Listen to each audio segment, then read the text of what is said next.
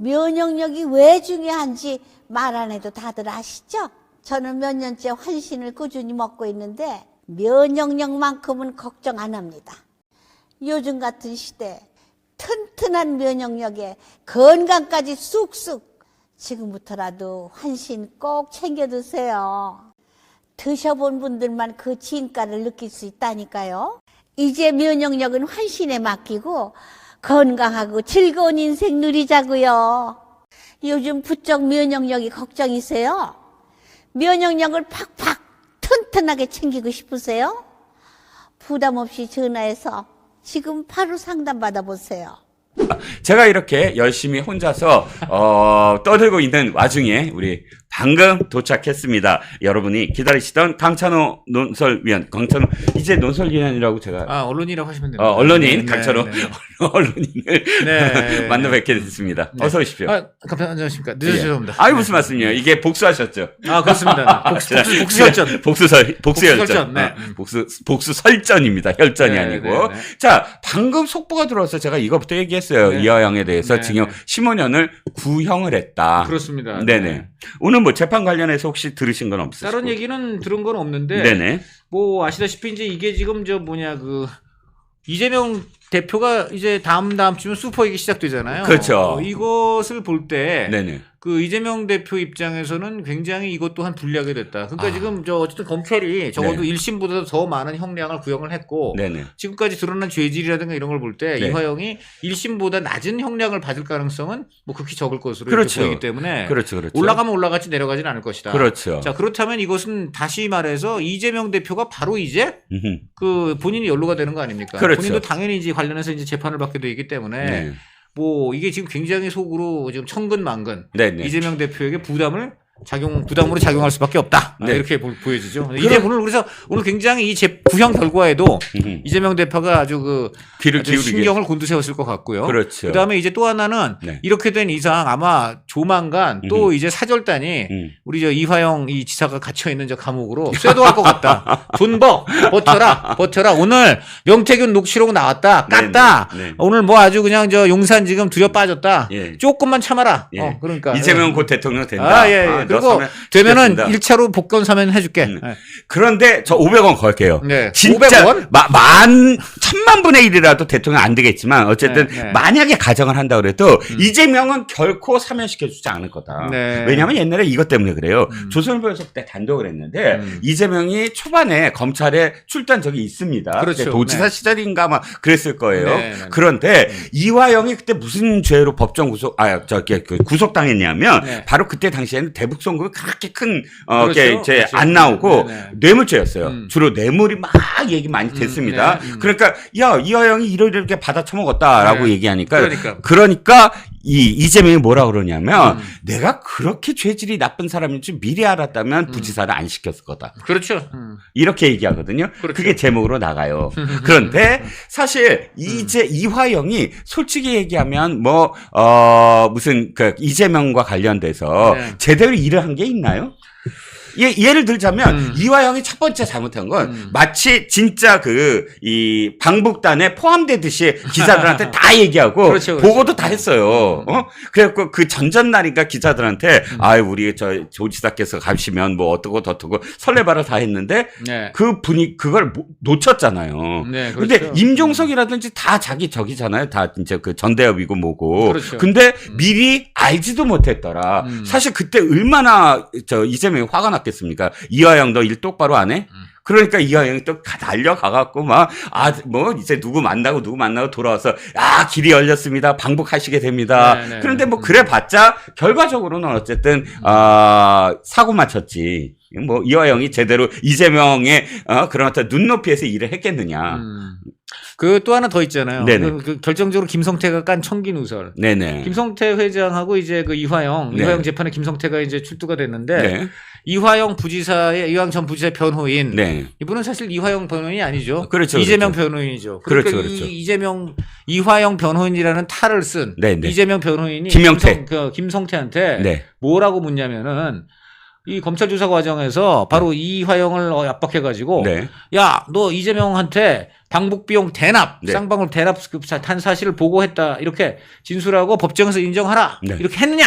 네. 이렇게 네가 물어보고 다 네가 그쳤죠. 예, 예. 네가 이화영 보고 아유 다 끝났어. 그러니까 인정해. 예, 예. 이재명한테 예. 쌍방울에서 대납했다. 이 예. 사실을 보고한 거 맞잖아. 그러니까 예. 그냥 인정해. 예. 당신이 그렇게 회유 압박하지 않았냐? 네네. 그러니까 전혀 그렇게 말한 적이 없습니다. 네네. 부인을 이화영 아닌 실제 이재명 변호인한테 딱 그냥 일축을 해버리고 네네. 그 다음 말을 뭐라고 했느냐? 예. 그때 이화영은 오히려 나한테 예. 이재명은 뱀 같은 놈, 뱀 같은 사람 그랬으라고 얘기했어요. 예. 그리고 이화영은 나한테 뇌물 받은 사람이 잘 받으면 되지 예. 왜 나를 끌어들이는지 이해가 안 돼. 네, 네. 뇌물 받은 게 이재명인데 뭐 그렇지, 이런 거 아니야 그렇지, 그러니까 그렇지. 이런 얘기를 예. 누구야 그 이화영이 했다. 그렇죠, 지금 그렇죠. 이화영의 본심은 이재명 뱀 같은 놈이다. 뱀 같은 놈이야. 나를 자, 끌어들여고 그러니 말이야. 어떻게 보면 이재명 대표는 속으로 좋아했을 것 같아요. 왜요? 아니 사명복권을 시켜줄 수가 없는데 만약에 대통령이 되면 이화영 쪽에서 왜 나 안 시켜줘? 그러면 너 나보고 뱀 같은 뱀이라 놈이라 그랬지? 그랬더니. 나 뱀 맞아.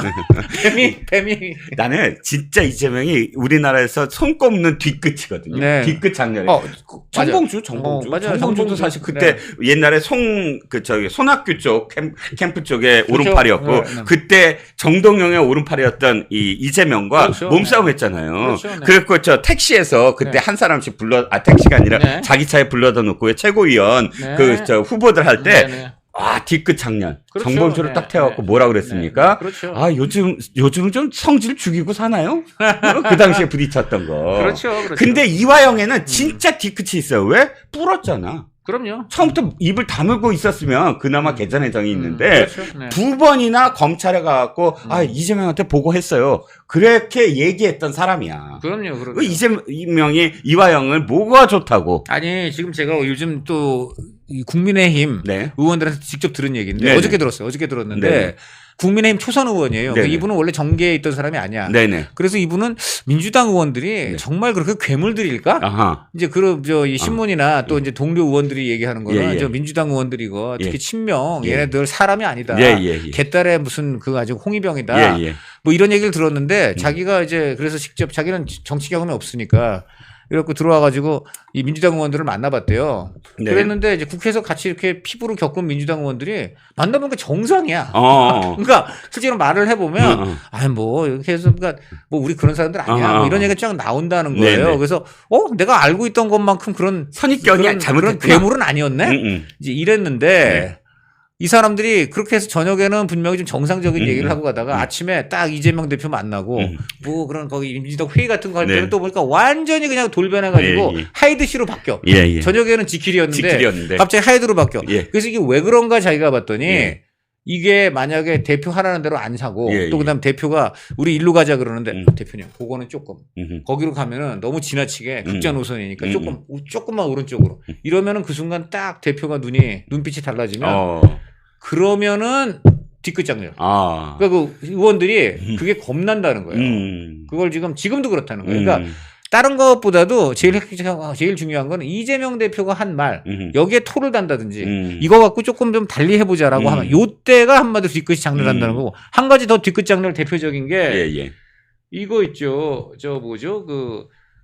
자기하고 경선을 치렀던 박용진. 네, 박용진 어떻게든 떨어뜨리려고 난리쳤잖아요. 그래갖고 이게 한번 날아갔잖아. 누구죠? 안기령인가 날아갔잖아요. 그랬는데도 또 이거를 굳이 바락바락 누구를 했습니까? 네. 거기다가 한민수 꼽았잖아요. 한민수 그렇죠. 꼽죠. 한민수를 강북을에 꼽은 거 아닙니까? 네네. 박용진. 네. 그 박용진 후보랑 꼽았는데 이분이 얼마나 급하게 꼽았냐면 네. 이게 한민수. 송파 주소가 송파구민이에요. 지금도 송파구민이에요. 지금도 송파구민. 네. 갑작스럽게 벼락 공천을 받은 거죠. 그러니까 그래갖고 워낙 하도 벼락 공천을 받다 보니까 송파구민을 꼽은 거예요. 근데 지금 이분은요. 그때 이 후보자 주소 신고 기간이 있어요. 그런데 그 신고 기간을 지났어. 그러니까 쉽게 말하면 이미 요이 땅하고 선거를 해서 들어간 거야. 그렇지. 그러니까 그때는 이미 사실 이 사람 공천하면 안 돼요. 말이 안 되죠. 이 사람은 왜냐면 도봉 구민이 되고 싶어도 강북 구민이 되고 될 수가 없어요.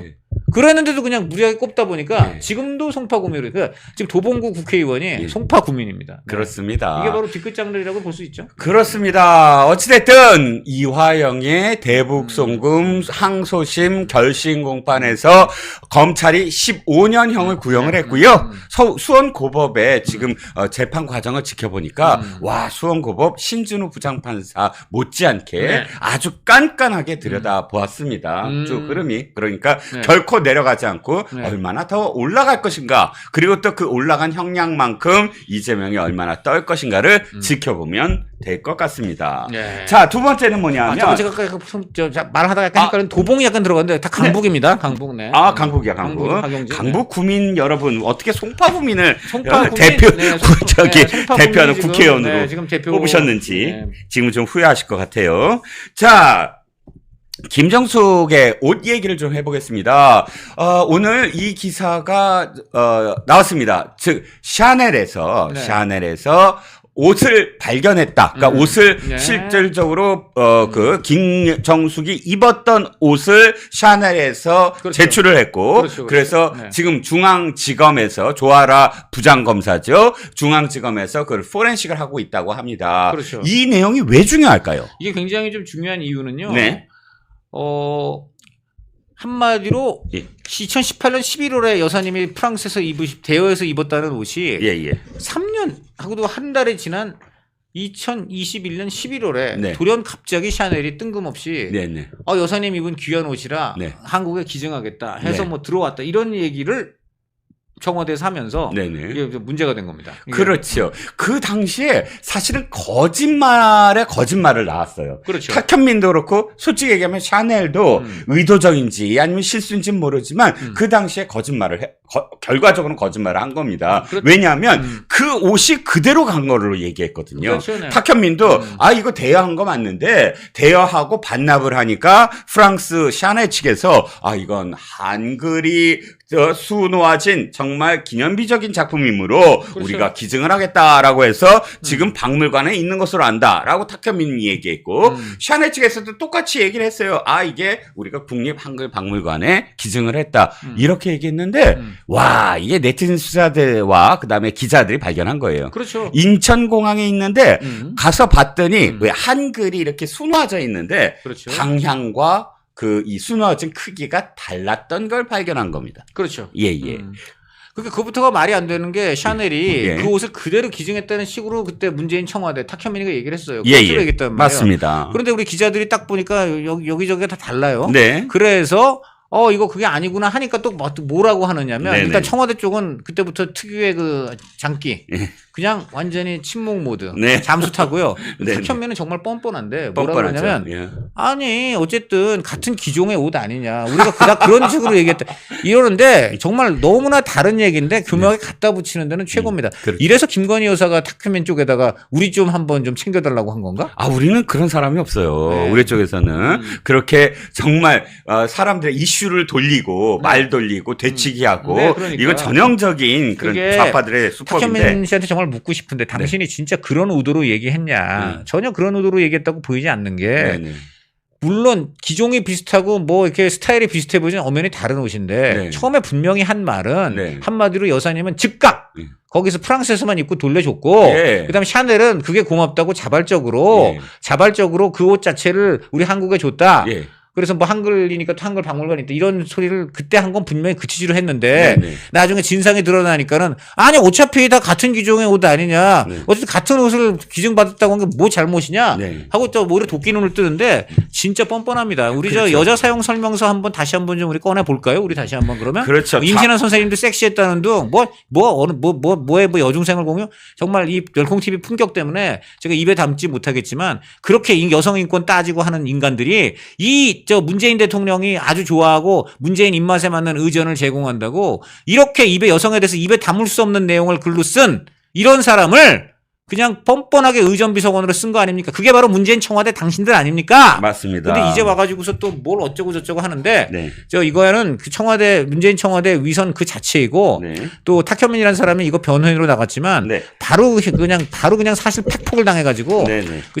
그 찌그러져 있어도 시원치 않을 판에 네네. 또 변명한다고 계속 또 이상한 소리 입을 하는 걸 보면은 네. 정말 저 집단은 저 그 성 그 자체로 참 탁하다. 근데 네. 그럼에도 불구하고 빠져나가는 재주가 참 대단한 것 같은데 예. 이번에 검찰 수사 때문에 절대로 그렇게 되긴 어려울 겁니다. 그래서 정말 다시 한번 말씀을 드리는데요. 네네. 그 두 가지가 문제돼요. 어떤 거? 우선 샤넬이 자발적으로 그 옷을 기증했다는 건 새빨간 거짓말이 됐고요. 그렇죠. 그럼 그렇게 더 이상한 거는 그럼 샤넬은 한마디로 그 옷을 기증받은 다음에 그 옷은 놔두고 네. 그냥 굳이 또 그냥 돈과 노력을 들여가지고 또 그냥 그 다른 비슷한 옷을 만들어가지고 그걸 네. 한국에 기증했다는 것인데 네네. 나는 상식적으로 어떤 회사가 네. 그렇게 힘든 일, 돈 많이 들어가는 일을 자청했을지가 좀 의문이에요. 첫째 그렇죠. 그렇고요. 두 번째는 네네. 이거는 완전히 또 거짓말이에요. 샤넬이 자발적으로 기증했다라고 설명했는데 네. 아니에요. 우리 청와대 정부 쪽에서 네. 샤넬에 부탁한 거예요. 네, 이렇게 네. 보면 그렇게 나오잖아요. 그렇죠. 그것도 거짓말이에요. 그러니까 그것도 되게 이상해. 왜 그걸 도령 그런 거 기증해달라고 갑자기 그래. 왜 어느 시점이냐? 그 시점이 바로 우리 납세자연맹 시민단체가 지금 네. 청와대 특활비 용처가 너무 이상하니까 네. 다 공개를 하라고 소송을 걸었었어요. 네네. 그런데 그 소송이 거의 끝나가면서 지금 흐름을 보니까 법원에서 시민단체 얘기가 맞다. 네. 청와대는 이게 국가 공개해라. 기밀 이런 것도 아니기 때문에 공개해라. 이런 쪽으로 판결이 나올 가능성이 굉장히 높은 예. 그런 거의 끝 상황에서 돌연 이런 일이 벌어진 거예요. 그렇죠. 그렇죠. 그러니까 왜 그렇게 기증을 받고 그러면은 상식적으로는 2018년 11월에 딱 그렇게 그 프랑스 가가지고 정상회담 하고 네. 그때 하는 거지. 그렇죠, 그걸 뭘 그렇죠. 3년 뒤에 갑자기 뒤늦게 해. 그것도 그렇지. 너무 이상하고 그리고 그게 아까 얘기했지만 샤넬이 자발적으로 기증했다고 떠들었는데 알고 보니까 우리가 얼른 막 거기다 옆구리 찔러가지고 기증 네. 좀 해주세요라고 했단 말이에요. 그렇죠. 그러면 더 이상한 게 아까도 얘기했지만 왜 샤넬은 그럼 뒤늦게 그 기증을 하면서 이제 김정숙 여사 입었던 그 옷, 네. 그 옷을 하면 되는데 왜 그걸 따로 기증을 했는지. 네. 그리고 그게 지금 샤넬 쪽에서 굳이 이걸 또 변명한 게 뭐냐면은 그 옷은 여사가 입은가 귀중한 거다라고 하면은 네. 그럼 그건 자기네들이 어디 가서 전시를 하든지 해야 되는데 그것도 네. 갖고 있어. 전반적으로 가장 이상한 거는 그 옷은 원래 옷이라는 게 이게 대여를 의상업체에서 해줍니다. 되게 네네. 유명한 셀럽, 네네. 뭐 스포츠 선수, 셀럽들한테 주죠. 연예인, 심지어는 방송 출연하는 기자들 있잖아요. 예, 예. 기자들 그 앵커, 아나운서들 주죠. 입고 오는 것도 다 그 의상실에서 다 협찬이 돼 있는 거예요. 예, 예. 그래서 방송사 의상실 가면요. 예. 쫙 양복들이 있는데 그게 다 그 유명 브랜드 같은 데서 협찬한 겁니다. 그러면 어떻게 하느냐. 기자들이 방송 전에 그거 딱 입고 네. 딱 분장하고 방송 나와서 얘기하고 예. 끝나고 나면 신데렐라처럼 예. 다 옷을 벗어서 원래 자기 입던 옷을 입고 돌아갑니다. 그 옷은 다시 의상실에 반납해요. 네네. 이제 그런 식으로 돼 있습니다. 그게 뭐 대통령 영부인도 마찬가지겠죠. 프랑스 가면 프랑스 샤넬 입장에서야 네네. 한국 대통령 영부인 왔으니까 네. 그동안 걸어다니는 마네킹 좀 해주세요. 예, 예. 그럼 홍보되니까. 네네. 그러나 그거는 아까도 얘기했지만 딱 정상 방문 일정 끝나면 네. 벗어서 돌려주는 거예요. 네네. 아마 근데 그 사이에 아마 그 옷 사이즈가 좀 늘어났을 겁니다. 그런데 네. 그렇게 샤넬 입장에서는 네. 그 옷을 딴 데 팔지도 못해요. 네네. 늘어났을 거 아닙니까? 물론 추정입니다만. 네네. 그러니까 샤넬은 기증을 한다면 그 옷을 기증하는 게 맞아요. 맞아요. 근데 왜 이걸 따로 제작을 했어요. 따로 제작을 했는지 네. 이것도 이해가 안 되고 아까 되게 결정적인 거는 왜 3년하고도 한 달이 지난 이후 시점이냐. 예, 예. 이게 더 이상하고 예. 세 번째는 다시 말해서 알고 보니까는 샤넬이 자발적으로 기증한 게 아니라 우리 청와대 쪽에서 기증해 달라라고 갑자기 그런 거예요. 예. 이게 모두 의혹이다. 네. 그렇습니다. 처음에 샤넬이 이 기사 보도에 따르면 말씀하셨듯이 자기네들이 기증을 했다라는 식으로 얘기했는데 나중에 알았더니 그것도 바꿔요. 한글 박물관 측에서 요청에 따라서 그렇죠. 제작을 했다라고 말을 바꾸고 그 다음에 알고 봤더니 한글 박물관 측이 아니라 청와대에서 압력을 넣었더라. 이렇게까지 얘기가 됩니다. 근데 더 웃긴 게 요까지만 한번 할게요. 이렇게 이 김정숙의 옷이 문제가 되자 그러니까 이게 맨 처음에 2017년도에 옷 이제 문제되기 훨씬 전 초기에 이 친절한 청와대 갖고 김정숙 여사는 옷을 어떻게 입느냐 해서 카드 뉴스를 해요. 어떻게 입느냐? 홈쇼핑, 기성복, 맞춤복 등 다양하게 구매하고 스스로 수선도 하는데 사실은 전부 다 직접 이렇게 계속 뭐랄까 다시 수선해서 입는 것이 사서 입거나 낭비를 하지 않는다라는 네, 식으로 정말 카드 뉴스를 아니 지금 뭐 합니다. 지금 윤석열 대통령 거짓말했다고 그러는데 네. 그 얘기는 저분들은 할 자격이 없어요. 그렇죠.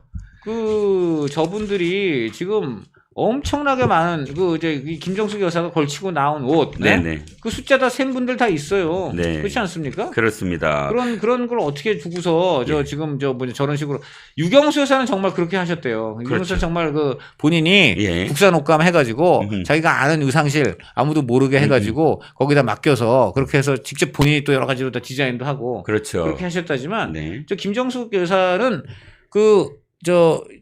이 재임 중에 여기저기 입고 나온 그 굉장히 화려한 옷, 네. 엄청난 명품들, 네. 그거 다 찍어갖고 올린 분들 많아요. 예, 이거 178번으로 기억하고요. 그러니까요. 그런데 지금 뭐 오래 입고 수선해 입고 하는 식으로 포장을 했고 네. 더군다나 관봉권 얘기가 나왔는데 이거 다 현금 계산서 다 처리했다라고 해명을 했지만 네. 이걸 판 사람들 한복장이는 저 한 번도 현금 영수증을 요청한 적이 없으세요. 그렇죠. 네. 라고 또 이 거짓말이 또 드러났습니다. 그렇죠. 네. 자, 그러면 강의원. 네.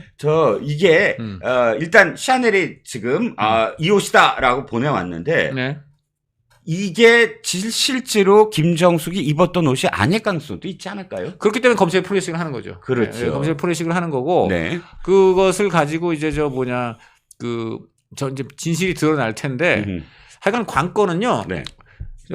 이게 좀 검찰은 그런 측면도 지금 들여다보고 있대요. 이 거요? 옷을 샀을 가능성도. 그래서 김정숙 여사가 이 옷을 샀을 가능성도. 이게 지금 이종배 서울시 국민의힘 서울시 의원이 네네. 고발을 했거든요. 네. 그래서 지금 이종배 서울시 의원을 검찰이 불러서 네. 11시간을 조사했대요. 11시간. 네. 굉장히 강도 높게 조사한 거예요. 네. 그래서 모든 가능성을 다 이렇게 열어놓고 그러니까 피고발인 조사. 아니 고발인이죠. 피고발인이 거꾸로 고발인 조사. 그렇죠. 예, 이종배 11시간. 저 고등학교 때 수동태 공부를 좀 하셨으면 피자가 들어가면 무엇인지를 아실 그렇죠, 텐데. 그렇죠. 진짜 고발 고발인 당한 조사죠. 사람과 예, 예. 고발한 사람인데 예. 고발한 사람이기 때문에 네. 어떤 이제 그 고발 내용에 대해서 물어보는 거죠. 네. 그런데 거기에서는 김정숙 여사의 모든 혐의와 가능성을 다 열어놓고 11시간이나 이제 조사를 했는데 네. 검찰이 이종배 의원한테 좀 전에 그래서 통화를 했어요. 네. 제가 사실 늦은 게 그것 때문입니다. 아, 조금 양해를 그렇군요. 구하자면 취재인데 예, 예, 예. 이종배 의원이 그 얘기를 하더라고요. 뭐라? 검찰이 물어본 질문 중에 지금도 가장 좀 인상 깊게 남은 게 네네.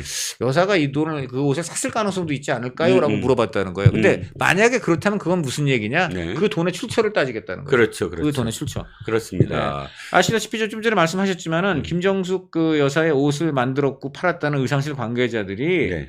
수천만 원, 네. 수천만 원 현금 결제를 하고 그 다음에 지금 말한 대로 영수증 네. 그런 건 따지지를 않았다. 네. 이제 이런 것을 조폐공사에서 나온 신권 빠다시 이른바 한국은행 띠지가 있는 관봉권 네. 네. 이런 것들로 했기 때문에 이 부분에 대해서는 분명히 확실하게 네. 사실 그 박근혜 대통령 깜빡 넣은 핵심 중에 이유가 국정원 특활비 전용이잖아요. 그렇죠. 네. 근데 국정원 특활비라는 건 아시다시피 청와대 그 전에 제가 알기로는 노무현이나 김대중 대통령 때도 다 그렇게 쓰였던 거고. 당연하죠. 제가 최근에 얼마 전에 그 얘기를 들었어요. 네. 역대 국정원장들을 네. 지금 현 국정원장이 한번 불러서 네. 식사를 했대요. 네. 근데 거기에 바로 과거에 바로 그 국정원 특활비 청와대에 그렇게 준 혐의로 박근혜 정부 때 국정원장을 지낸 이병기 전 원장도 거기 갔는데 거기에 그러니까 이제 전에 노무현, 문재인 그리고 김대중 때 그때 이제 특정 국정원장을 한 사람들 뭐 박지원이라든가 이런 사람들 같이 갔잖아요. 네. 거기서 이병기 그 원장이 그거 물어봤대요. 여기 다 우리 원장님들 모였는데 저 한번 물어봅시다. 솔직히 이 중에서 청와대에 우리 국정원 특활비 안 갖다 준 분이 있습니까? 그랬더니 아까 말한 대로 예. 문재인, 김대중, 노무현 시절에 국정원장 지낸 사람들 한마디도 못 하더래요. 네. 만약에 네. 정말 떳떳하면 바로 거기서 이 사람 무슨 소리 하는 거예요? 우리 때는 한 번도 갖다 준 적 없어. 이래야 될 거 아니에요. 그렇죠. 아니에요. 지금. 네. 박지원도 아무 말도 못했을 거라고 생각합니다. 분명히 그랬다는 거예요. 예, 예. 이것도 자 이런 사람들이 당연히 관행적으로 쭉 자기네들도 했던 것은 갑자기 엄청난 범죄로 몰아서 박근혜 대통령 깜빵 보낸 사람들이 네. 그러고 나서 다시 지금 저렇게 지금 국정원도 아니지. 이건 자체 국민이 정말 나라 위해서 특별한 활동에 쓰라고 준 돈을 그렇죠. 지금 딴 것도 아니고 여사 지금 옷에 썼다는 그 혐의가 굉장히 커지고 있는데 네. 여기에 대해서는 말도 제대로 못하는지 반드시 끝까지 찾아야 된다. 네. 자, 두 번째 이슈로 넘어가겠습니다. 제가 코너 속에 코너 이름을 한번 만들어 봤어요. 강찬호의 픽. 여사 문제의 해법은 뭐냐? 이렇게 제가 제목을 달아봤는데, 네. 유영하 의원이죠? 네, 그렇죠. 네, 변호사가 아니고 네, 참. 네. 유영하 의원을 인터뷰하셨어요. 그렇죠, 그렇죠. 사실 유영하 의원을 만난 이유가 바로 8년 전과 비교를 해달라. 그렇죠. 이거 아닙니까? 네. 예, 예. 약간 그 기자의 촉으로 그렇게 해봤는데 네. 어떻게 전 언론인으로서 괜찮은 그 아이디어인가요? 오늘 아침에 얼마나 회자되느냐가 가장 중요하잖아요. 네, 그런데. 포털에서 네. 상위권이었어요, 계속. 아, 그게? 왜냐면 네. 내가 강찬호라는 사람이 쓴 건지 몰라. 그냥 제목만 딱 하고 나도 들어갔거든. 아, 그게 중요하죠. 그게 그러니까 중요하죠. 누가 썼느냐가 중요한 게 아니고 예, 일단 예. 제목이 잡아 끌면 그럼 들어가면 일단 성공했는데 그럼. 성공했네요. 네네. 네. 또 나 자화자찬이로 만드는데. 자, 어쨌든 그 이제 그런 걸 했습니다. 네네. 네. 그런데 궁금하신 거는 아무래도 가장 첫 번째가 뭐냐면 네. 이거예요. 유영하 의원은 사실 그 당시도 다 들여다봤고 또 박근혜 대통령이 이제 나왔을 때 가장 지근해서 그렇죠. 그 당시에 소회 같은 거 계속 들었을 거 아니에요. 박근혜 그럼요. 전 네, 대통령한테 네. 그 거의 모셨으니까. 그렇죠. 그러면 일단 지금과 8년 전에 그런 어떤 탄핵과 비교를 했을 때 네. 지금도 탄핵 가능성이 있느냐? 그렇죠. 그게 가장 그게 핵심 핵심이잖아. 질문이죠. 예, 네. 예. 뭐 근데 한번 읽으셨으니까 보셨겠지만 일단 예. 그때와 지금은 다르다. 음흠. 그때를 내가 겪어봐서 아는데. 음. 겪어봐서 아는데. 이게 중요하죠. 네. 그때와 지금은 다르다. 가장 큰 거는 우선 음흠. 지금 탄핵 갖고서 민주당이 땡땡거리는 거는 네. 김건희 여사건이잖아요. 그렇죠. 대통령 본인이 아니에요. 그렇습니다. 그런데 탄핵은 대통령 본인이 직무상 행한 내용이 헌법에 중대하게 위배됐을 때 네. 그때 하는 겁니다. 음흠. 그러니까 이건 우선 부인이 한 거고 네. 그다음에 이제 그중에서 지금 명확하게 혐의가 드러난 것만 따지자면은 네. 그나마 좀 근접한 게 도이치 모터스 주가 조작 연루 의혹인데 네. 이것은 대통령하고 결혼도 하기 전이에요. 네. 네. 그 지금 직무하고도 지금 직무 임기 중은 물론이고 네. 네. 과거 대통령하고 10년 전에 결혼하기도 전의 사안이기 때문에 그렇습니다. 이 또한 대통령과 관계가 없어요. 네. 그러니까 이걸 갖고서 탄핵을 우선 법적으로 할 근거는 거의 없고 네. 두 번째는 그때는 지금 사실 박근혜 대통령이 어떤 의미에서 유영하 그 의원이 볼 때 탄핵당할 이유가 없는데 탄핵을 당했다 이제 이렇게 네. 보는 건데 가장 큰 거는 뭐냐면 네. 섣부른 사과, 아하. 섣부르고 추상적인 사과가 화를 불렀다. 음흠. 그러니까 정확히 2016년 10월 25일 네. 그때 이제 그 이른바 최순실 태블릿 이게 네. 나오면서 네. 이제 이 박근혜 대통령이 사과를 했는데 네네. 1차 사과였잖아요. 그렇습니다. 그때 그 사과 내용을 잘 보면 박근혜 대통령이 내가 뭘 잘못했는지도 모르고 사과를 한 거예요. 그렇죠. 그런데 그때 가장 큰 거는 주변에 보좌하는 사람들이 네네. 그냥 막 여론이 나빠지고 지지율이 떨어지니까 네. 일단 사과하셔야 됩니다. 그래서 박근혜 대통령이 사태 파악도 미처 못하고 사과를 하는데 내가 뭘 잘못했는지도 모르고 사과를 하면 그게 더 큰 문제가 되는 거예요. 그렇죠. 그러면 듣는 사람 입장에서는 아니 저게 뭐야 지금 사과도 아니네. 그냥 뭐 국민에게 심력 끼쳐 죄송하다? 아, 뭐 하자는 거야. 네, 그러면서 네. 거기서 또 하나 중대한 실수는 네. 거기서 내가 최순실의 네. 그 때로 뭐 연설문 같은 거는 조금 의지하다 보니까 네. 이거를 최순실한테 보여줬다. 청와는. 네, 네. 요 부분인데 예. 이거는 그야말로 청와대 문서를 예. 민간한테 보여줬다. 네. 이것을 대통령이 입으로 시인한 꼴이 되기 때문에 그렇죠. 실정법 위반 소지를 본인이 그냥 먼저 자인하게 얘기해버린 되는. 거예요. 이런 문제가 되어버린 거예요. 예, 예. 그러니까 이 두 가지가 결과적으로는 하지 말았어야 될 일인데 네. 해버리면서 국민들은 크게 실망하고 어허. 그다음에 의문은 더 증폭되고 그렇죠. 이래서 지지율 더 떨어지고 점점 더 이제 악순환이 되면서 네. 2차, 3차 사과가 사과를 부르는 네. 이런 악순환이 됐기 때문에 네. 자충수였다. 네. 그런데 이번에는 그렇게 안 하면 된다 이거고 예. 지금 민주당이 예. 무려 13가지를 갖고서 탄핵을 하겠다고 예. 탄핵이 아니 특검을 하겠다고 벼르고 있는데 예. 이거를 볼 때 일단 여사 문제 해결은 꼭 해야 된다. 네. 그러니까 탄핵당할 위기는 아니다. 일단 위기의 성격이 다르다. 물론 긴장을 해야 되지만 네. 탄핵당할 위기는 아니기 때문에 냉철하게 대응하면 되는데 가장 큰 거는 여사가 그때와 달리 뭘 잘못했는지를 명확히 알고 그다음 나머지 의혹은 근거 없다고 명확히 해명을 하고 그리고 잘못한 부분에 대해서는 심력 끼쳐 죄송하다. 이제 이렇게 좀 진솔하게 사과를 한다면은 그리고 동시에 이제 대외 활동을 자제하고 뭐 여사 라인에 대해서도 구체적으로 잘못한 사람들에 대해서는 네. 어떤 조치를 하고 이렇게 한다면은 그런 탄핵 위기는 벗어날 수 있다. 그리고 또 하나 눈에 띄는 거는 네. 지금 이분이 원래는 친한보다는 친윤에 가까운 분이거든요. 지금. 그렇죠. 그런데 예, 예. 그런 한동훈 그렇죠. 대표를 비판해 TK. 왔습니다. 네네. 그런데 그럼에도 불구하고 이분도 그 얘기를 해요. 난 이걸 조금 놀랐는데 네. 특별 감찰반은 받으라고 했어요. 특별 감찰관을 네, 받아라. 왜냐? 네. 가장 큰 건 간단. 아니 여사가 대외 활동 자제하는데 그러면 옆에 특감 있건 말건 두려울 게 뭐가 있냐? 네네. 이겁니다. 네. 네. 저는 굉장히 공감했어요. 네. 예. 보니까 뭐 TK 민심 얘기도 나왔네요. TK 네. 민심이 상당히 이반되고 있잖아요. 그게 근데 그- 유영하 의원은 워낙에 TK니까 그렇죠. 네. 거기에 대해서 또 얘기를 했을 것 같은데. 그렇죠. 지금 제가 딴 데서 좀 쓴 거긴 한데 지금 TK에서요. 예. 맨 처음 김건희 여사였다가 네네. 김건희였다가 네. 요즘엔 갸가 했다가 가가. 근데 요즘 갸를 넘어섰대요. 아. 정말 입에 담을 수 없는 네네. 말들이 나오고 있다고 합니다. 그래서 네. 우리 이걸 제가 딴 사람들하고 바로 TK원한테 들었어요. 네. 지역구 내려가 겁난다. 아하. 지금 그런데도 불구하고 이분들이 용산에 얘기도 못하고 아하. 속만 끓이고 있어요. 아. 근데 유영하 의원이 그 얘기를 하더라고요. 네. 일단 여사와 대통령에 대한 애정은 분명히 남아있다. 네. 하지만 네. TK에서 적어도 두 가지를 좀 여사가 했으면 한다. 네. 1번 예. 노출 빈도 줄여야 된다. 예. 지금 보면은 음흠. 뭐 외교라든가 이런 거 어쩔 수 없지만은 네. 지금 자기를 홍보하는 느낌을 주는 듯한 그런 네. 노출이 많다. 그럼 결정적으로 마포대교. 마포대교인데 이것도 저도 좀 또 하나 안타까운 게 예, 예. 또 자기 홍보를 하는 그런 느낌을 준 가장 큰 이유는 제가 볼 때 여사는 좋은 의미로 간 것 같아요. 자살 예방의 날. 아니 그건 좋은 의미예요. 네, 진짜. 그래서 이제 자살 예방의 날에 특히 그 자살자가 많은 예. 가장 그 비운의 다리, 비극의 다리가 마포대교거든요. 예, 예, 그래서 맞아요. 거길 가가지고 예. 어떻게 하면 자살자가 덜 나오게 할까? 뭐 그런 마음으로 간 거는 이해가 되는데. 그렇죠, 그렇죠. 그러면 거기 가서 그 마포대교에서 자살자를 단속하는 경찰들, 예. 그런 경찰들을 위해서 음흠. 아마 뭐 다과라든가 바리바리 싸고 갔단 말이에요. 네, 네. 그러면 맞습니다. 그 다과를 주면서 격려하는 사진을, 위로하는 사진, 이거를 찍었어요. 그게- 아니 근데 그걸 안 찍었을 리가 없잖아요. 아, 그렇죠. 200장을 찍었어요. 200장. 예. 200장 찍었으니까 그 격려하고 위로하는 그 사진이 사진을 있어요. 그럼 풀면 되잖아요. 아니 그래서 그 사진을 또 올렸어요. 아, 네. 지금 보면 착착 우리가 악귀가 맞는데 네. 마지막 순간 악귀가 안 맞아. 왜? 올렸어. 어. 당연히 정무 홍보 다 올렸어. 아, 올렸어. 그런데 올린 올렸는데- 게 신문이 올린 게 아니라 아니 픽할 때 선택해라. 잠깐 아니 그건 지금 예. 밑에 그 사진 찍는 사람이 우선 있고요. 예. 그럼 사진 찍어서 갖고 오면 예. 그 안에서 홍보 파트 음흠. 책임자가 있잖아요. 네네. 그 홍보 파트가 어느 게 여사님 잘 국민한테 보일까? 음흠. 그래서 이렇게 지금 우리 경찰관 위로하는 모습 이거 좋네. 음. 이거 해서 이제 최종적으로 올렸어. 올리는데 거기서 빠꾸가 먹은 거야. 이거 아니야. 그러면서 그래서 제가 우리 저 청와 용산에 출입하고 있는 우리 신문 사진 기자 후배들이 예. 있어요. 예. 그 사진 기자 방이 있어요. 예. 그리고 용산이 어떻게 사진을 배분하냐면요. 예. 용산에 출입하는 이거 언론사 사진 기자들 방에 예. 거기다가 쏴줘요. 예. 오늘 여사님이 마포대교 갔는데 예. 여사님 마포대교 간 사진은 예. 저희가 보내드린 3개의 사진 중에서 골라 쓰십시오 해갖고 보내줘요. 대통령실 사진이잖아. 그 그게. 대통령실이 그 대통령 사진 기자 풀이 아니고.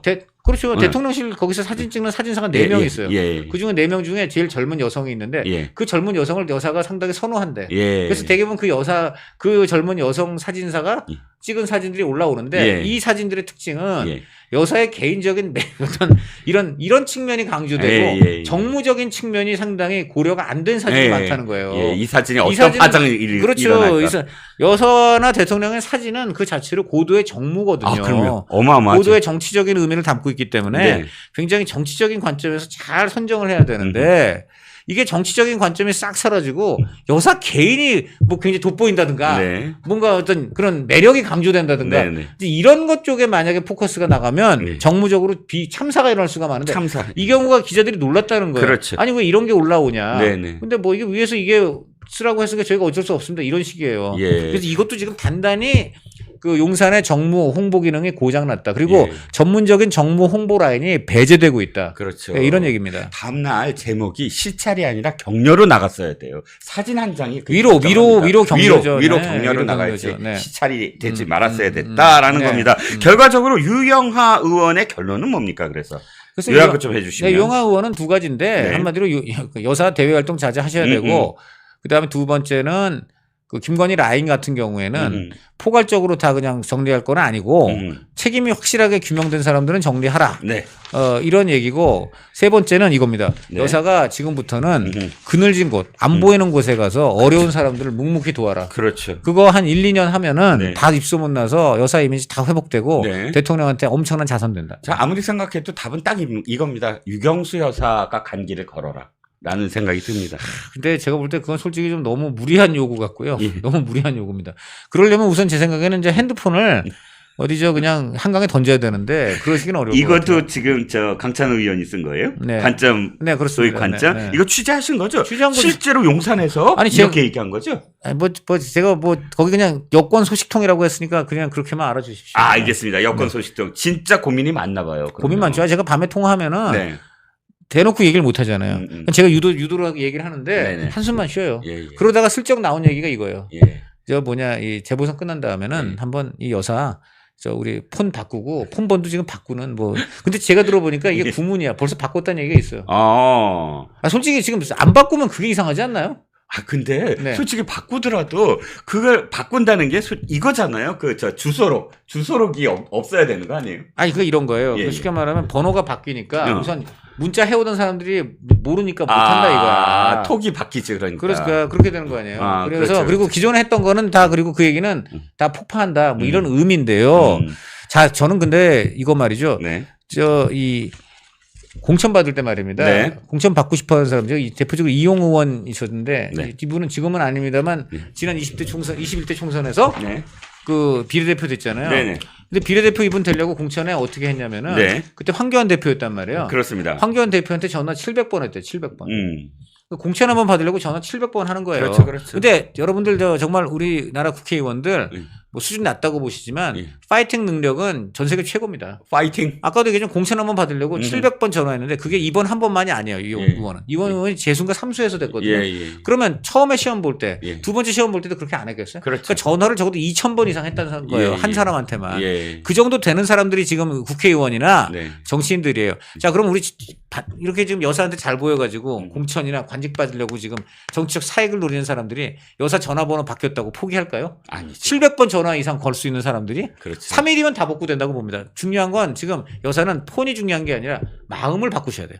폰 100번 바꿔봤자 마음 안 바뀌면 아무 소용없다. 네. 그렇습니다. 공천 얘기로 그럼 자연스럽게 넘어가 보죠. 오늘 하루 종일 네. 시끄럽습니다. 그런데 핵심은 저는 뭐라고 보십니까? 이준석이라고 봅니다. 그럼 오늘의 주인공은 이준석이다. 좀 오늘 한번 우리 이종건 의원께서 네네. 좀 세게 길게 좀 얘기해 주세요. 네네. 그 부분에 대해서는 자, 조금, 이건 이런 얘기입니다. 오늘 이제 박찬대 원내대표, 민주당 원내대표가 원내 대책 회의를 긴급 열어서 기자회견처럼 합니다. 그래서 윤석열 대통령과 명태균이 서로 나눈 대화가 실질적으로 풀어집니다.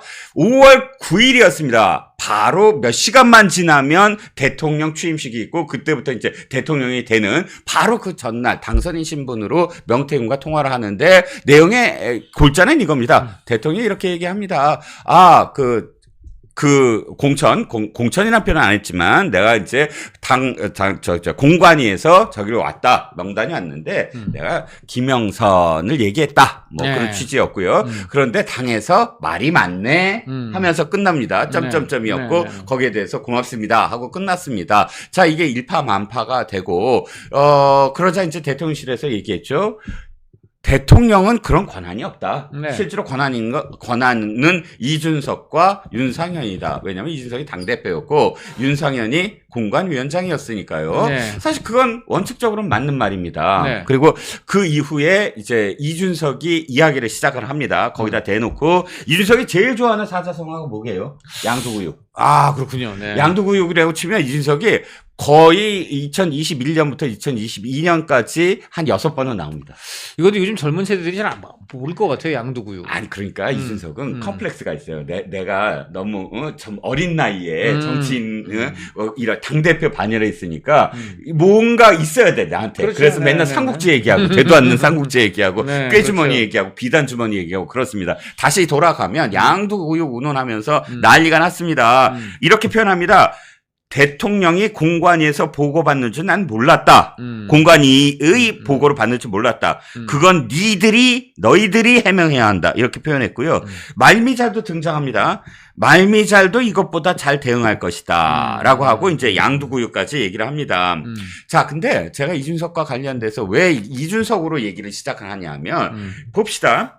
지금 결정적으로 명태균이 강혜경의 녹취록을 통해서 강혜경이 한 얘기입니다. 그렇죠. 강혜경이 이렇게 얘기합니다. 명태균이 나한테 얘기했는데 이준석이 김영선을 전략공천 해줄 테니까 민주당 후보 이기는 여론조사를 가져오라고 했다. 그러니까 너 지금 민주당 이기는 여론조사를 지금부터 하라.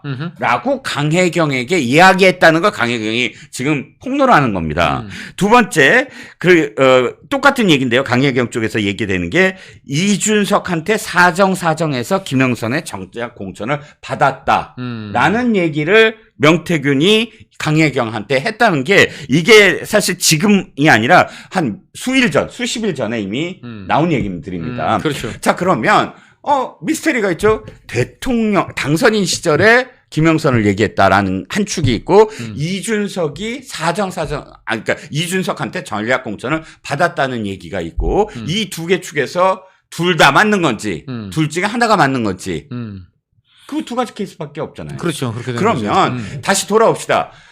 강 언론님께서는 사실 정치부 생활 오래 하셨잖아요.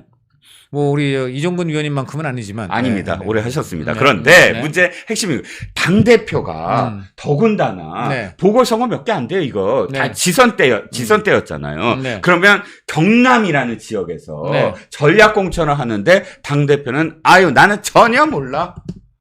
아니 이거 공관위원장이 했을 거야. 라고 이야기할 수 있나요?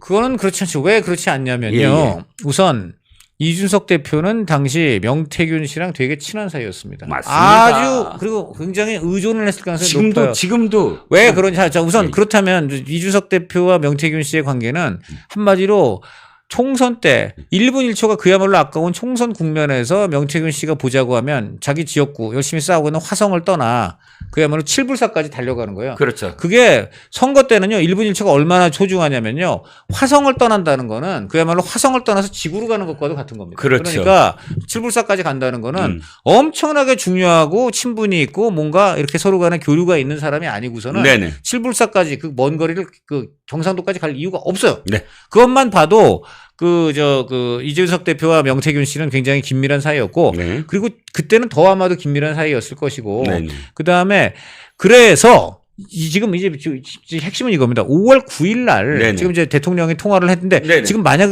지금 민주당 논리라면은 그날 그러면 그런 얘기를 해가지고 네. 결정이 된 거냐 아니면 그 직전에 한 거냐 아니죠. 이미 일찌감치 사실 그 당에서는 김영선 해주기로 되어 있었어요. 예. 그렇지 않습니까? 예, 그때 그렇죠. 김종영이라는 분이 하나 있었는데 네. 그때 지금 이준석 대표 쪽에서는 그 얘기가 나올 텐데 네. 이 경남 지역에서 네네. 그 지역구에 여성 의원이 그렇게 나오는 일이 거의 없었다. 전례가 그렇죠. 없는 수준이었다. 여성 중진이 여성 나온 중진. 적도 그래서 거의 없고요. 그래서 이번에는 여성 가산점, 그다음에 당에 대한 기여도, 명망 여러 가지를 다 감안하니까 김종양과 그 김영선 중에 당연히 김영선이었고 그다음 김종양도 그래서 그런 논리에 승복했다. 이렇게 돼 있어요. 그렇죠. 그러니까 지금 제가 볼 때는 이 김영선에 영향을 미쳤다는 거는 네. 이미 당에서 그쪽으로 다 기울어 있었다는 얘기예요. 그렇죠. 그러니까 대통령이 어느 정도까지 영향을 미쳤느냐. 저는 그 당에서 애초에 그 당심도 기울어져 있었고, 네네. 그다음에 이심도 이준석도 기울어져 있었고, 네네. 그런 과정에서 이제 이른바 진짜 윤심, 예. 윤상현 예. 다 돼 있었어요. 그렇죠. 그래서 예. 그 왜냐 가장 큰 이유는 간단해요. 명과 김영선이 또 한 커플이기 때문에. 그렇죠. 예, 그러니까. 그렇죠. 네, 그래서 일단 지금 무엇보다도 그 당시 이 명태균의 지위는 지금 나는 새도 떨어뜨린다는 대통령 당선인. 사실 대통령보다요. 대통령 당선이 더 위세는 더 세지 않습니까? 그렇죠. 그런데 네임덕은 네. 취임식 날부터 시작되죠. 그래서 시작된다고 그런데 하죠. 그 대통령 당선인 부인도 말이죠. 네네. 지금 완전 신뢰하고 믿고 의지하는 우리 명 선생님. 네네. 그래서 그때 명태균의 어떤 그 파워는 네. 대단했단 말이죠. 네네. 그 핵심은 결국은 이준석 대표가 예상을 깨고 그 우리 보수 정당의 당대표가 30대 됐죠. 젊은 당대표가 된 거. 네. 그리고 그 전에 또 예상을 깨고 안철수를 꺾고 오세훈이 오세훈 시장이 된 거. 그 경선에서 돼가지고 서울시장까지 되는 과정에서 이른바 김종인 그리고 이준석이 네. 한마디로 껌뻑 죽었다. 네네. 이런 기적을 창출한 네. 하여간 그 마이다스의 손. 네네. 명태균. 네.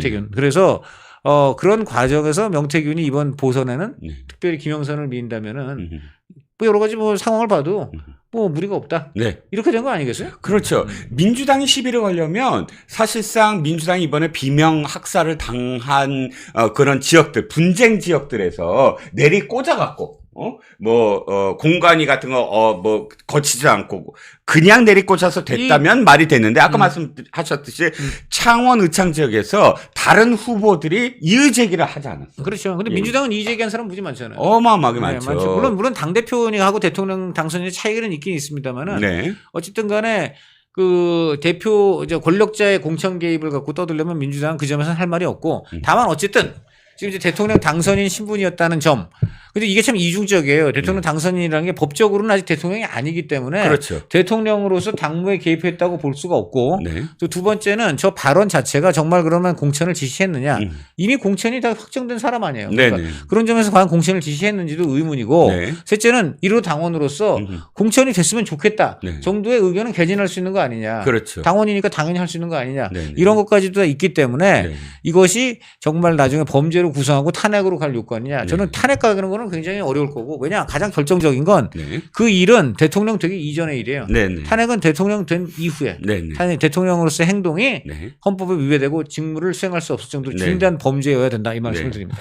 그렇죠. 공천 개입도 사실 박근혜 전 대통령 시절에 현기환 정무수석이 공천 개입을 했다고 그때 실형을 받았습니다. 근데 그때와 비교를 하면 그때는 사실 증거라고 제출된 것들이 있어요. 여론조사도 그렇죠. 하고 네. 또 실제로 무슨 리스트 를 그렇죠. 작성했다. 네. 이런 식의 좀 뭐랄까 어떤 스토리가 딱 엮어지는데 네. 이건 불명확한 표현들. 네. 공관위에서 왔는데 김영선 얘기를 했고 당에서 말이 많다. 이런 챕터로 따지면 한 3가지의 얘기인데 이게 논리적으로 그래서 내가 직접적으로 얘기를 했고 그 얘기가 어디까지 전달해야 됐고 이런 특정하기에는 애매모호하다. 그렇죠. 실제로 법리적으로 다툴 때 다툼의 여지가 너무 많다. 라는 그렇죠. 생각이 드는 네. 표현이에요. 다만 이제 여기서 그래서 핵심은 사실 그것보다는 네. 결과적으로는 좀 대통령이 한 말하고 네. 지금 드러난 게 좀 차이가 있는 이 부분이 사실 진짜 놀랍니다. 네. 제가 볼 때는 뭐 공천에 개입했냐 안 했냐 이거는 좀 아까도 얘기했지만 기존에 이미 이준석 대표라든가 그 당의 공천관리위원회에서 네. 그 김영선 의원을 당시에 이제 공천하기로 마음을 굳힌 상태이고 그와 관련돼서는 왜 김영선을 공천해야 했느냐는 이준석 대표가 상세하게 페이스북에 이미 설명한 바가 있어요. 네, 2번이나 그래서 했죠. 그 공천 개입 여부보다는 본질은 이제 거짓말 논란인데 네. 왜 대통령실이 지난 8일 날 대선 경선 막바지쯤에 여당 정치인이 우리 윤 대통령한테 명태균하고는 거리를 두라 조언을 했고 그래서 대통령은 이후에는 명 씨와 문자를 주고받거나 통화한 기억이 없다라고 했는데 네. 이게 지금 대통령 취임 전날에도 이렇게 지금 뭔가 통화한 이런 기록이 나왔기 때문에 네. 대통령이 그 명 씨하고 거리를 두지 않고 네. 또 그다음에 대화나 문자를 이제 안 받고 있었다라고 했는데 요거는 지금 거짓말이라는 지적을 피하기 어려울 것 같습니다. 뭐 그건 이게 이제 한 가지가 되고요. 예. 부인 못 하죠. 네, 그거는 예. 또 그렇게 하고 그다음에 좀 대선 전에 명 씨가 2번 만남 가졌다. 네. 그 이상은 없다. 뭐 이런 이제 이런 투를 했는데 네. 이것 역시 예. 4번 이상은 적어도 만난 정황. 예. 그래서 이런 거가 돼서 거짓말 논란이 될 것 같은데 일단 어느 정도 거짓이다라는 지적을 피하기 어려울 것 같고요. 근데 이 부분에 대해서는 조금 아니 법적으로 문제 있는 건 아니지 않느냐. 예. 근데 그런 거는 대통령이 법으로만 어떤 정치하는 건 아니기 그럼요. 때문이죠. 예, 네, 그러니까 맞습니다. 여론과 그다음에 예. 상식 이런 것들도 굉장히 중요한 정치의 영역이고요. 그렇습니다. 이런 부분에 대해서는 저는 한번 좀 국민들한테 해명을 하시고 어떤 사과의 뜻을 밝히는 게 좋지 않겠나 싶습니다. 당시에 한 번 만났다, 2번 만났다 이런 식으로 해명하는 것에 대해서 사실 굉장히 지적을 많이들 하셨어요. 그러니까. 그게 중요한 게 아니다. 그게 2번 만났다 그러면 3번 만나면 그게 거짓말이 되잖아요. 네, 그러니까. 그게 중요한 게 아니라 핵심은 이 명태균이 주장하듯이 얼만큼 명태균이 어떤 부분에서 뭐 그 도움을 줬느냐, 실제로 개입을 했느냐 이런 부분들에 대해서 딱 잘라서 그렇지 않다라고 하든지 아니면 이런 식의 불법적인 여론 조작이 선거 과정에서 정당 민주주의나 우리의 어떤 그 선택 유권자들의 선택을 오도할 수 있으니까 뿌리 뽑아야 된다라든지 명확하게 어떤 선을 그어야 되는데 그 선을 긋지 못하고 또 자신들이 그러니까 대통령이 어디까지 사실 명태균이 알았다라는 것을 확실하게 이야기하지 못하고 늘 좀 우물쭈물하는 느낌. 그러니까 전 진중권 씨가 이걸 참 잘 얘기를 하신 것 같은데 네네. 항상 보면은 해명을 할 때마다 네. 굉장히 나중에 그것이 또 다른 문제를 낳는 식으로만 쥐꼬리 해명을 하고 그렇죠. 또 전체 그림에서 보면 이게 아기가 안 맞고 네. 이런 것들을 굉장히 피해의식 속에서 하다 보니까 네네. 자꾸만 해명이 더 큰 사고를 낳는 일로 벌어지고 있거든요. 그렇죠. 그러니까 용산은 제가 볼 때는 뭐랄까 좀 피의식이 많은 것 같아요. 네. 그러니까 여기서 한번 사과를 하고 여기서 한번 다 까면은 네. 굉장히 나중에 더 큰 화를 부르게 된다. 네. 라면서 계속 감추려고만 하는데 네. 그게 진짜 화를 부르는 거예요. 맞아요. 그게 진짜 화를 부르는 맞아요. 거기 때문에 그냥 국민은 윤석열 대통령을 어떻게 기억하냐면 제도에 충성하지 사람에 충성하지 않는 사람. 그렇죠. 그렇죠. 그리고 시원하게 어퍼컷 먹이는 사람. 선이 굵은 예. 행보를 보이는 자, 사람. 그러면 제가 볼 때는 이런 거엔 통 크고 성 굵게 예, 예. 좀 전체 윤곽이 드러나고 예. 좀 국민이 이해할 수 있게 예, 예. 그리고 무엇보다 호미로 막을 걸 가래로 안 막게. 근데 꼭 보면은 처음에 어떤 사건이 터지면 법으로 접근해요. 예, 예. 법으로 잘못한 거 없지 않느냐. 예. 법으로 잘못한 거 없죠. 예. 근데 정치는 법으로 하는 게 아니잖아요. 그렇죠. 그러면 그냥 계속 저 뭐냐 검찰이나 법조계에 계시지 왜 대통령을 해요. 예, 예. 대통령은 법은 정치의 최소한입니다. 네. 그 위에 상식도 있고 여론도 있고 음흠. 국민 정서도 있습니다. 네. 어떤 정무적인 고려도 있고요. 음흠. 이런 것들을 다 종합해서 발언을 하셔야 되는데 계속해서 어떤 사안이 터지면 법을 어긴 건 없지 않느냐. 그러다가 어떻게 됩니까? 점점 지지율 떨어지고 추가적으로 사과를 하겠죠. 추가적으로 어떤 계속적으로 어떤 큰 곤욕을 치르게 되는 일들이 반복되고 있습니다. 맞습니다. 제발 정치를 법으로만 접근하지 마십시오. 네. 그럼 정말 부탁드립니다. 그렇습니다. 그래서 지금 이 문제는 이제 좀 내일 또 어떻게 될 것인가. 내일 아마 운영이잖아요. 그렇죠. 운영이고 내일 아마 굉장히 치열할 겁니다. 굉장히 치열할 거고 아마 오늘 지금 저 용산이 잠 못 이루는 밤이 될 것 같은데. 그렇죠. 네, 이제 네. 실제로 국회에서 벌어질, 그러니까 대통령실이 직접 나서서 민주당, 조국당 등 야당의 공세를 방어를 해야 됩니다. 뭐. 저는 그래서 정진석 실장이 아마 내일 나와서 이제 우선 정치인이니까 네. 아마 뚝심을 발휘하고 나름 오늘 밤을 날밤을 새 가지고 대응 논리를 만들 거예요. 근데 저는 두 가지를 좀 지적하고 싶은데 하나는 네. 자, 내일 정진석 실장이라든가 내일 아마 정무 홍보 네. 공식 라인이 나옵니다. 네. 그런데 저는 이 사람들이 내일 이렇게 힘들고 어려울 땐 이 사람들이 나와서 방패를 하는데 정작 용산에 다시 들어가면 이 사람들이 힘을 못 써요. 아니 이 사람들이 지금 공식적인 공식적으로 지금 대통령실 일하는 사람들이기 때문에 네. 이 사람들이 운영이 나와가지고 야당의 공격을 엄청나게 방어를 하고 방패 역할을 합니다. 네. 많이 얻어 터지고 하면 내일 멍도 엄청 들 거고 네네. 권투선수로 치면 펀치 드렁크 생길 겁니다. 네네. 그래도 그 온몸 던져서 막는데 네. 이런 사람들이 용산 들어가면 업무 배제돼요. 사실상 제가 듣기에 그래요. 지금 비서실장이 말이죠. 네. 요직 인사 예. 이런 거에 대해서 완전히 그 비서실장으로서 인사위원회 위원장으로서 예, 예. 관여하고 이렇게 여러 가지 해야 될 걸 못 하고 있다고 해요. 아니 자기가 가장 높은 직이 아닙니까 대통령 아니죠. 다음으로? 대통령이 그걸 안 주니까. 아이고. 그 누가 하는지 여러분 아마 짐작하실 겁니다. 진짜 인사 누가 하는지 지금 이런 얘기 나오고 있습니다. 네. 두 번째는요. 네. 결국은 지금 첫 번째하고 연결됩니다. 진짜 인사 누가 하나. 그 진짜 인사 누가 하는 분 이제는 좀 그분이 업무 배제돼요. 저는 뭐 그렇게 생각해요. 누구누구가 지금 무슨 뭐 공기업에 어디로 간다더라. 사실 그거 정진석 비서실장이 그건 안 됩니다 했다가 오히려 조인트 까였죠. 뭐 그랬다는 그랬는데 설도 지금 있고. 제가 듣기로는 그게 이제 그냥 깔 수 있어요. 저 강훈 비서관인데요, 전 비서관. 예. 자, 이분이 옛날에 박영선 총리, 양정철 비서실장 기용설, 예. 그 윗선 업무 영역 법무 범위 띄워서 기자들한테 흘렸다가 네네. 하극상 논란에다가 상당히 문제를 일으켰죠. 네네. 여러 가지 다른 지금 논란도 구설수도 있어서 네네. 결국 사표를 썼는데 이분이 지금 한국관광공사를 간다고 합니다. 차장을. 예. 아이고 그 내정됐다는 설까지 나왔는데 네네.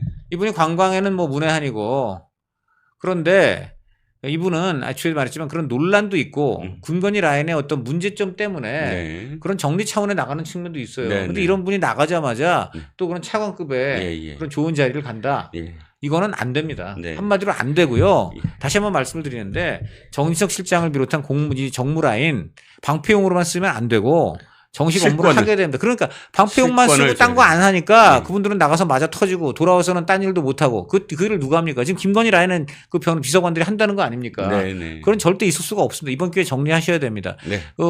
이번에 이 명태균 녹취록 이거 터진 거 네. 이것 때문에라도 네. 더더욱 네네. 지금 김건희 라인 정리하시고 그리고 저는 이건 정말 중요한데요. 네. 이 사태의 근본 원인은 김건희 여사가 계십니다.